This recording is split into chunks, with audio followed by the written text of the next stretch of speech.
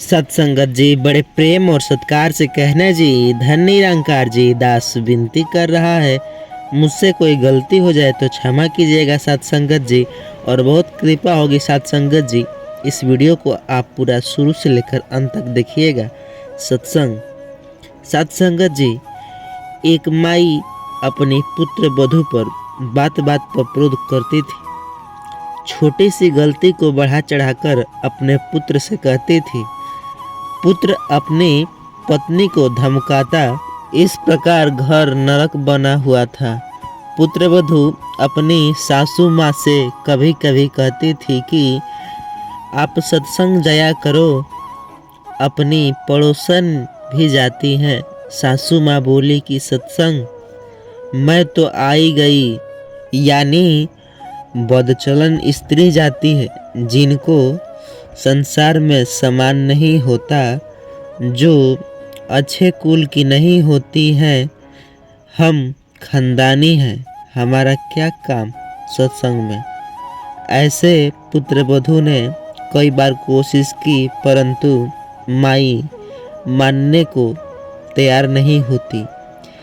एक दिन गांव की स्त्री किसी कार्यवश उसके घर आई तो सास अपनी पुत्रवधू की गलतियां देख रही थी, धमका रही थी कि आने दो तेरे खसम को, आज तेरी ख्याल उतरवा दूंगी। बात क्या थी कि गिलास में चाय रखी थी, जो सास के लिए डालकर पुत्रवधू बच्चे को लेने अंदर चली गई थी। जो सोया था जागने पर रो रहा था। इस बच्चे को उठाकर लाने में 1 मिनट भी नहीं लगी थी कि इसी बीच से कुत्ता आया और चाय के गिलास में जीभ मारने लगा। गिलास गिर गया, चाय पृथ्वी पर बिखर गया। सासू माँ आंगन में उस गिलास से मात्र 20 फुट की दूरी पर चारपाई पर बैठी थी। हट्ठी कट्ठी थी, खेतों में सैर करने आती थी, परंतु काम के हाथ नहीं लगाती। इसी बात पर कलह कर रही थी कि गांव से दूसरे मोहल्ले से आई माई सत्संग में जाती थी। सब बात सुनकर उसने भतेरी यानी कि उस सास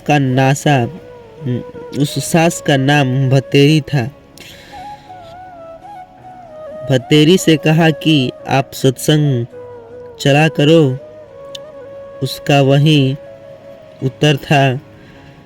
उस सत्संग वाली भक्त मत ने बहुत देर सत्संग में सुनी, बातें बताई, परंतु भतेरी मानने को तैयार नहीं थी। भतेरी की दूसरी बहन उसी मोहल्ले में विवाह रही थी, जिस पाने की वह सत्संग वाली माई जानकी थी। भतेरी की बहन का नाम दया कौर था। जानकी ने जाकर दया कौर से बताया कि तेरी बहन भतेरी ने तो घर का नरक बना रखा है, बिना बात की लड़ाई करती है। मैं कल किसी कामवश गई थी, एक चाय का गिलास कुत्ते के जीभ लगाकर चाट लिया तो उसी का महाभारत बना रही थी। दया कौर को भी जानकारी कहने से सत्संग सुनने गई थी और दीक्षा ले ली थी। जानकी ने कहा कि उसको तेरे जैसे तैसे एक बार सत्संग में ले चल। जब तक संतों के विचार सुनने को नहीं मिल जाते तो व्यक्ति व्यर्थ की टेंशन स्वयं रखता है तथा घर के सदस्य को भी चिंता में रखता है। दया कौर अगले दिन अपनी बहन के घर साथ गई। किसी बहाने भतेरी को अपने घर ले गई। वहाँ से कई अन्य औरतें सत्संग में जाने के लिए जानकी के घर के आगे खड़ी थी। वे दया कौर के सत्संग में ले जाने की कहने लगी। वहाँ उसकी बहन भतेरी को देखकर उसे भी कह सुनकर साथ ले गई। भतेरी ने जीवन में प्रथम बार सत्संग सुना। आश्रम में कैसी स्त्री पुरुष रहते हैं सब आंखों देखा तो अच्छा लगा। जैसा अनाप शनाप सुनती रहती थी वैसी आश्रम में कहती देखो नहीं मिला।